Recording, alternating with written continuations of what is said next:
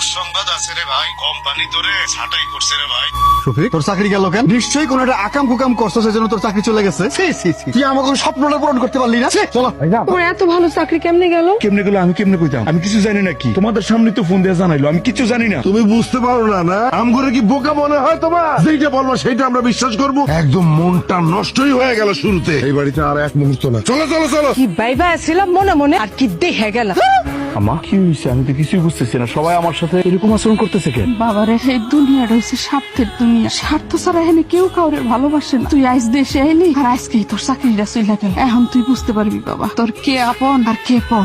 কিরে রফিক, ছোট ভাইটা এত বছর পরে বিদেশ থেকে আইলো, পরে নিয়ে খাইতে বলে ভালো হইতো না? অসুবিধা খাইতে বসার কি আছে? আর কি হাত পাও নাই? ও নিজের খাবার নিজে নিয়ে খাইতে পারবো না? না করে মুখে তুই খাওয়াই জানা লাগবো? এমন করে কইতাছিস কেন? বাইডারে নিয়ে খাইতে বলে ভালো লাগতো না? আপনি এত কথা কইন না তো আম্মা। এই বাড়ি আজ বাদে কাল ভিন্ন হইব, তখন তো সবাই আলাদা আলাদাই খাইবো। সেই খাওনটা এখন খালি সমস্যা কি? কি ব্যাপার ভাবি? কি বললেন? বাড়ি আলাদা হইব মানে? যা কই ঠিক কথাই কই। বিনোদ ওই বই, এতদিন তুই দেশের বাইরে ছিলি, টাকা পয়সা পাঠাইছস, সংসার ঠিকঠাক মতো চলছে, কোনো অসুবিধা হয় না। এখন তুই দেশে আইছস, তুই বিদেশ থেকে যে সমস্ত টাকা পয়সা তোর শ্বশুর বাড়িতে পাঠাইছস, সেখান থেকে টাকা পয়সা আই না তুই মস্তি করবি, তুই মিষ্টি খাবি, আমাকে কি ভাগ দিবি?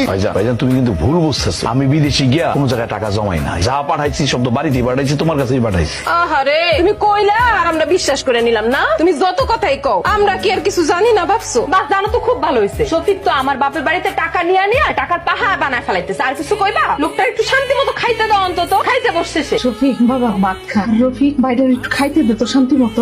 ভাই ভাবি যা খুশি বলো, তাতে আমি কোনো কিছু মনে করতেছি না। আমি আর কি কমো? তুই যতদিন বিদেশ ছিলি, কাজ করছস, টাকা পাঠাইছস, সংসার সুন্দর মতো চলছে। এখন এত বড় সংসারের ঘানি আমার একার পক্ষে টানা তো আর সম্ভব না। আর তুমি তোমার আদরের পুত্র ধনের মুখে তুলে খাওয়াই দাও। ভাইজান ভাবি বাড়িতে জীবিত আইসা মনে হয় ভুলই করে ফেলাইছি। আসার পর কে কি করতেছে আমি কিছুই বুঝতেছি না। আমি এদের কারোর মনে চিনি না। আমার মনে হয় কি জানো, বাড়িতে জীবিত না এসা যদি লাশ হয়ে ফিরতে পারতাম, তাইলে মনে হয় অনেকই খুশি হইতো। অন্তত পক্ষে কোম্পানি থেকে কিছু টাকা পাইতো। না, আমার কাছে কি মনে করে বাড়িতে বড় ভাই কেমন কেমন যেন করতেছে, মনে হয় আলাদা হয়ে যেতে চায়। কিন্তু সমস্যা হলো কি আব্বা, এই মুহূর্তে তো আমার হাতে টাকা পয়সা নাই। আমি কি তোমার জন্য টাকা পয়সা নিয়ে বসে আছি নাকি? আব্বা আমি তো সেই কথা বলতেছি না। আসলে আমি যেহেতু এখন বেকার, আমি চাইতেছি আরেকবার বিদেশে যাই। এই মুহূর্তে তো আমার হাতে টাকা পয়সা নাই। কিছু টাকা পয়সা যদি দিতেন তাহলে আবার বিদেশ যেতাম। থামো বাবাজি, তুমি যে কি উদ্ধার করছো এটা আমাকে জানাস। তোমার দেয়ার এটা সম্ভব না। তুমি কইতে পারো যে বিদেশে গিয়ে আমাকে কয়দিন মনে রাখছো? এই 4টা বছরে তুমি আমাকে নাকি কি করছো? কি করছো যে এত বড় বড় কথা কইতাছো? আম্মা আমি বিদেশে থাকা অবস্থায় আলেয়া যতবার আপনাদের কথা কইছে, আপনাদের সমস্যার কথা কইছে, আমি তো টাকা পয়সা পাঠাইছি। বিদেশে থেকে এসছে বেশি আর কি করতে পারবো?